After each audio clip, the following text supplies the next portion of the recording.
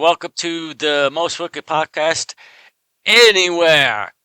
This is your host, Wicked Sarah. Hit the subscribe button below. Ring our bell so you'll be notified every time we upload a new video. And peace, love, and rock and roll, y'all. Gonna hit you. I'm gonna hit you.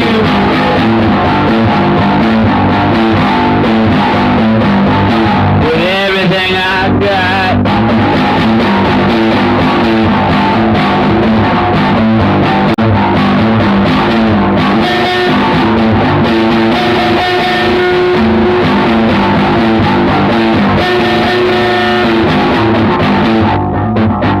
I'm just a girl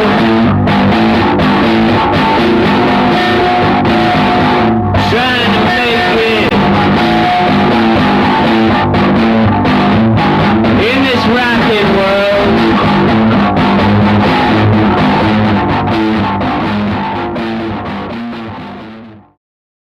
Hey, welcome to the most wicked podcast anywhere. This is your host, Wicked Sarah. Hit the subscribe button below. Ring our bell so you'll be notified every time we upload a new video. And peace, love, and rock and roll, y'all. Hello, everybody. This is Dr. Reverend Sarah, baby. This is the Recover from Life podcast. I'm going to do a mini-series type thing called Let's Get Real.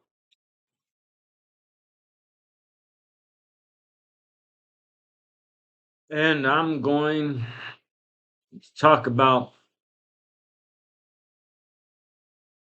my life.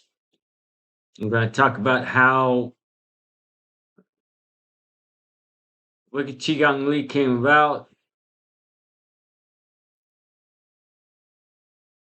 And the reason it's called Let's Get Real is because, well, I'm going to go into deeper dive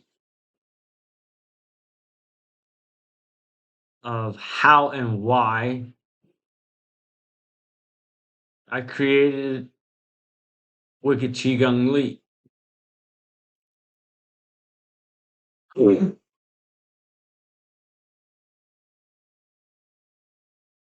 And the reason I decided to do this is because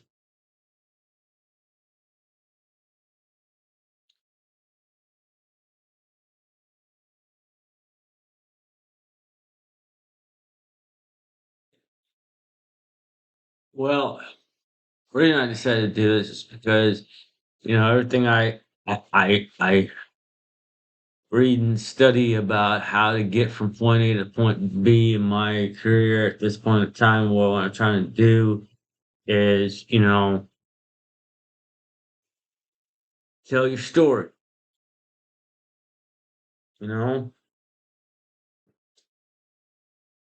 Why you're doing what you're doing, what inspires you to do what you do.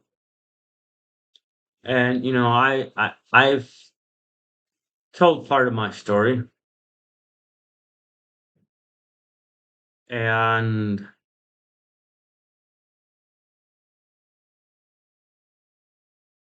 the people closest to me know parts of my story.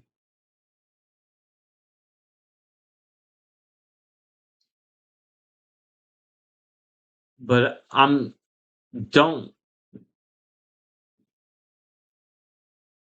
know if they know enough.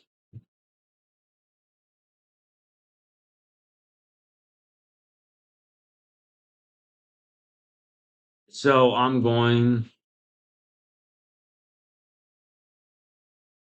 to work on this mini series.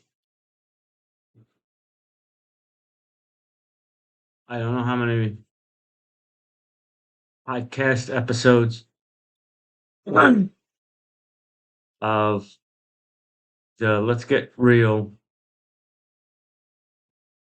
pod miniseries. There's going to be,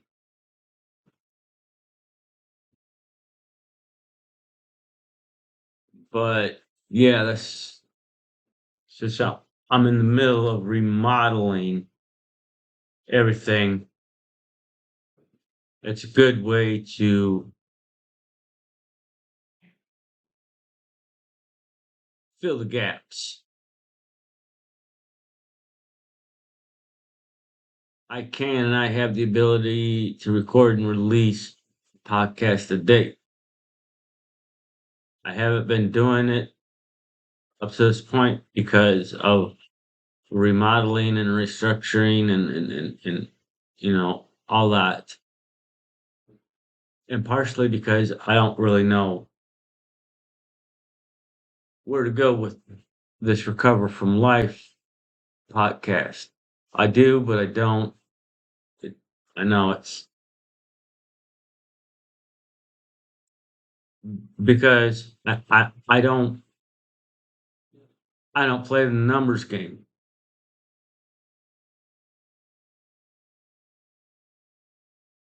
It would be nice to have a lot of people listening to this podcast.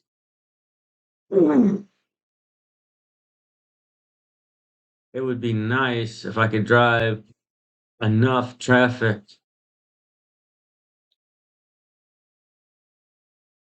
to our website where our product is being sold and I can get up off the social security. But that's not my driving force.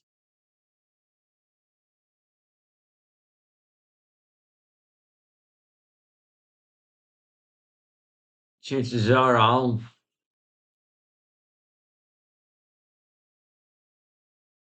die financially broke.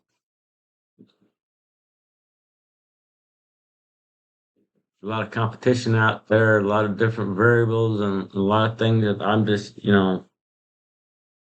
not willing to do. I'm an independent artist. I'm an independent everything all the way around, and I won't give up. I won't give up the stuff that I would need to give up to become financially secure.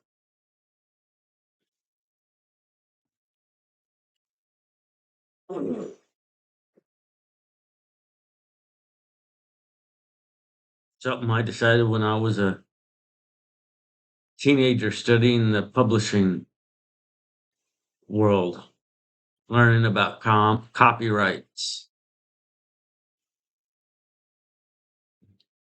It's not worth losing control of what I've created, what I own, just to be financially secure and unhappy. And there are so many people out there that are financially secure, but they don't have happiness. I'm not financially secure, but I have happiness. And I believe that is the most precious commodity there is. And happiness cannot be brought through money.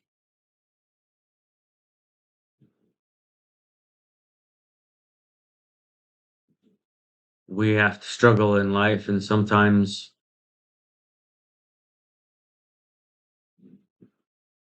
that is our path.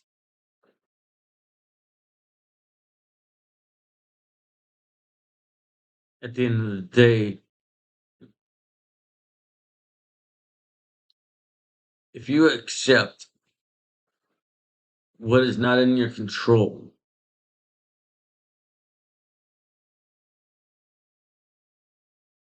then you will sleep well at night because you won't be tossing and turning trying to teach yourself how to control what you cannot control. And popularity wanes. One minute you're the dog's eye, and the next minute you're just mud. And so many people hinge their happiness on elements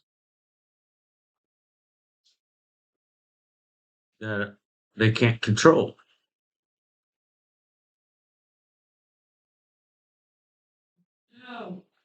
And you see so many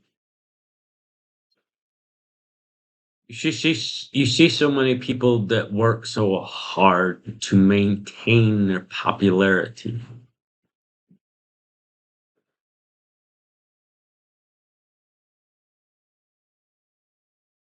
And on the surface they seem happy. As long as they got 1 million followers, as long as they're getting 1 million plus likes on whatever photo, short video, whatever they're doing, putting out into the world, as long as they got 1 million plus likes, views, and all this stuff on it, they're fine. On the surface, they appear to be happy, but deep down inside, if that's all that they are basing their happiness on, then they are empty and they have a deep inner sadness.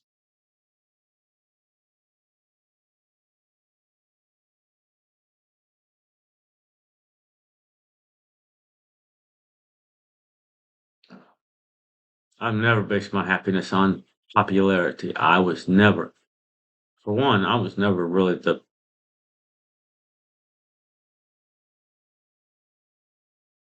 popular.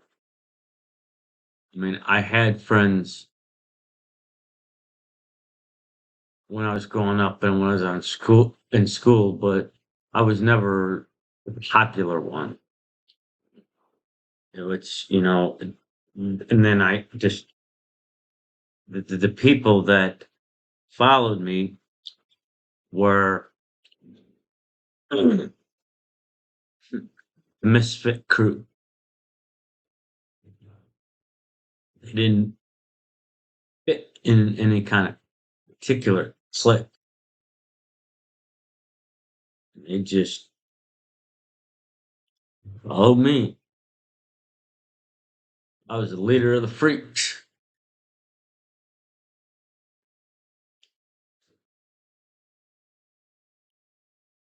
So, you know,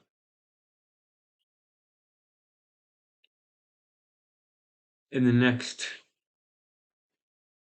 several episodes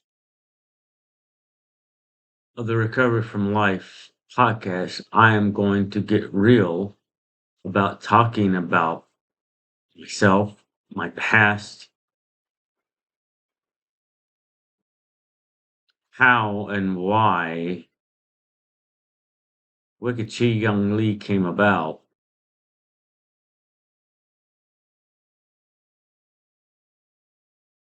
and the other thing that I want to mention is this is going to be the start of season 2. I know it's October, and I'm starting season 2 a couple of months or more shy of January, where a new season will you generally start. However, I've decided that everything that I've done up to this point with this podcast has come to an end, and I need to start anew. Thus, season 2, baby. uh, I know I'm doing a lot of babbling and just talking right now, and that's just so that I can bring everybody that does watch this podcast in an understanding of the stuff I am doing. I can't do it because I'm right in the middle of a podcast, and well, now this is getting ready. This is recorded. So lovely. Thank you. So yeah, that was my sis. We got things popping up over here and everything, and I'm trying to build something, and then all this chaos that's swirling around us. Um, but yeah,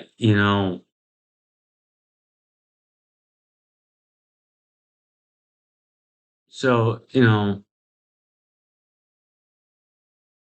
where I will go next with this is I'll start by stating this. I was 8 when I came up with the decision to create WiccedQigongLee. And I will go further into the reasons for that. I will go further into the reasoning behind that later on down the road, probably, well, actually the next mini series of this podcast, I will go into why that is. Why at 8 years old, I decided I needed to create WiccedQigongLee.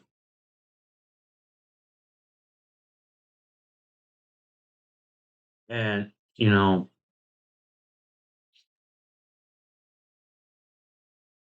there is so much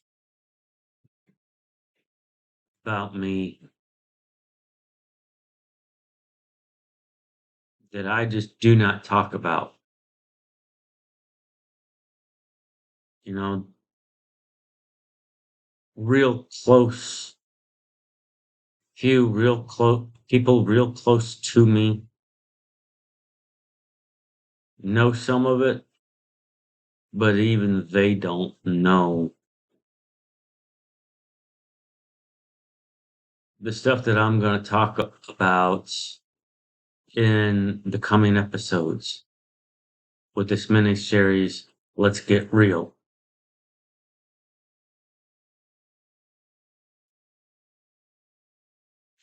So I was 8 years old when I decided that it was time that I created Wicked Qigong Leaf.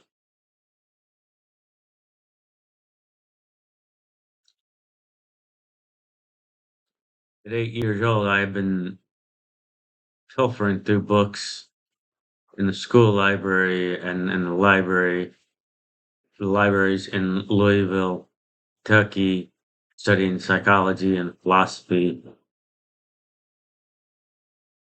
Always had a interest in philosophy and psychology.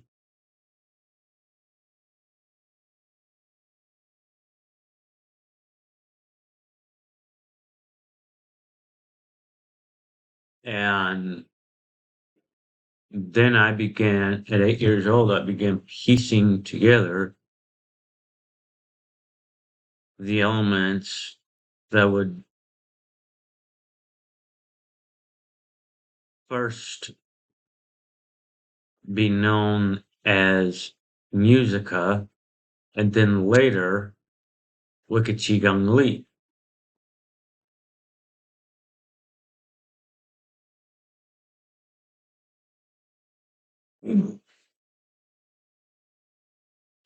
Now, the reason that this came about at the age of 8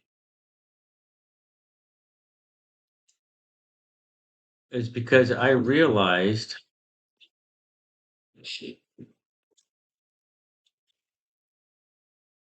that I need to find to live in society with the least amount of resistance.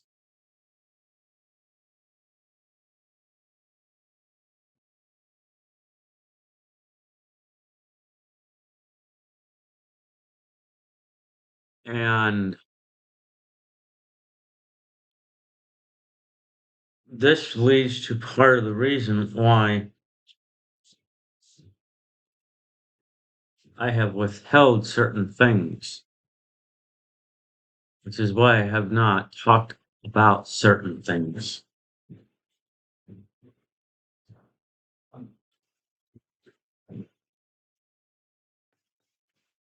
I know how it sounds. Hell, I know how it sounds even. Say, hey, I was 8 years old when I wanted to study psychology and philosophy and started studying philosophy and psychology and was understanding this and began to get an ideal of the first elements of creating my own philosophy.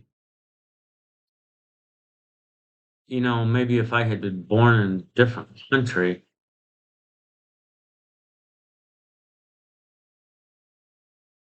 maybe I wouldn't have been so concerned with keeping certain aspects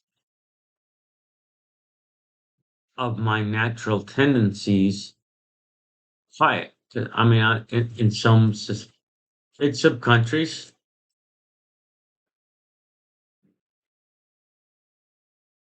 I may have been considered some kind of guru who, you know,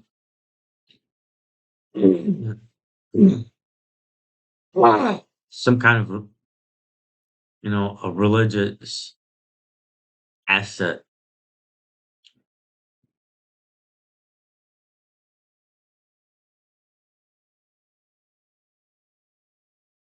America,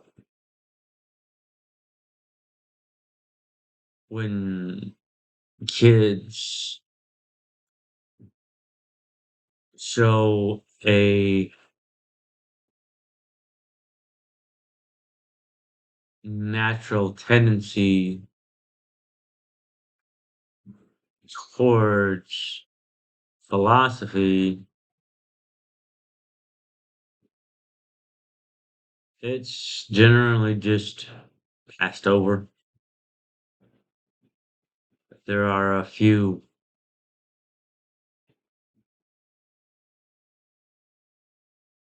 overly religious organizations in this country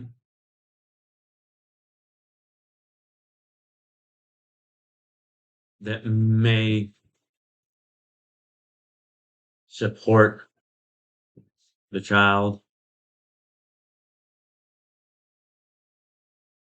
but would also do their very best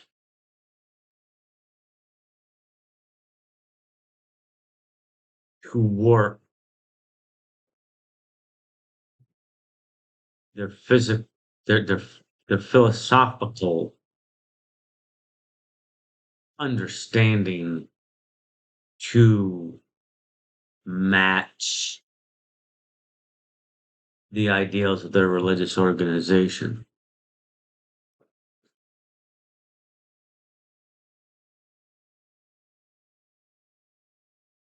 So, and then, there's also the fact that, I wasn't looking to be a religious leader. I was just interested in learning how to live in society with the least amount of resistance.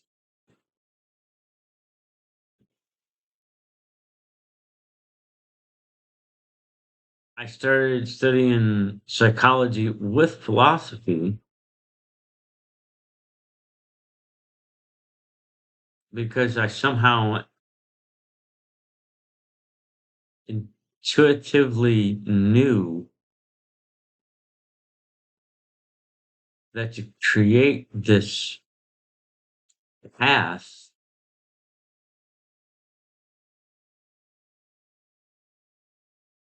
there had to I had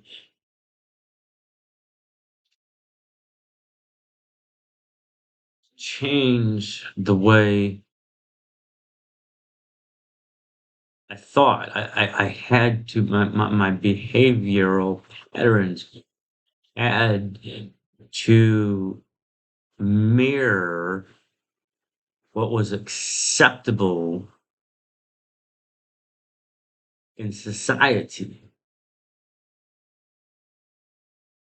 At 8 years old, part of my problem with being in and out of trouble was that I could not mirror what was acceptable in society.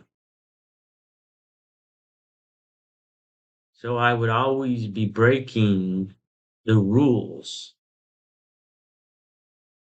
of school, family unit, of friendship. I was always breaking these rules and always at odds at perceived authority figures. Father, teacher, principal, counselor, school counselors, anything that was basically some type of authority figure, I was at odds with, even at 8 years old.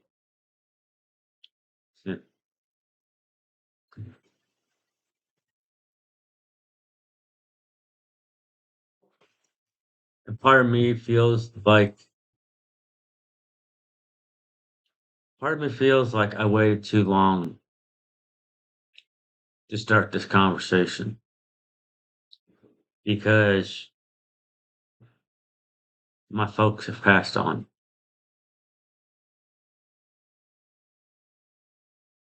And well, they'll never know now how much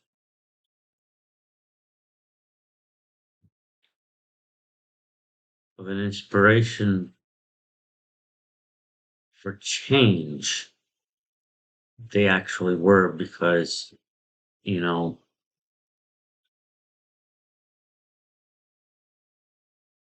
all they remember of me before passing was that I was this individual that was hell bent against authority and they never understood why.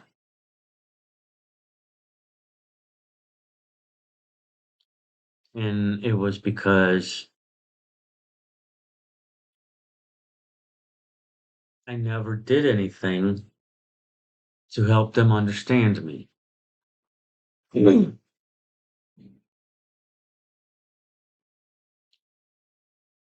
But going forward, I am going to correct that. That's why this mini series, Let's Get Real.